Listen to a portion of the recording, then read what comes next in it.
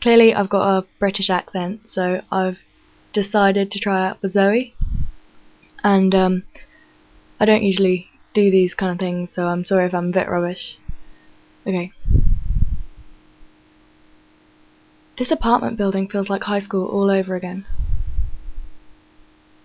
No thanks. I'm pretty much moved in.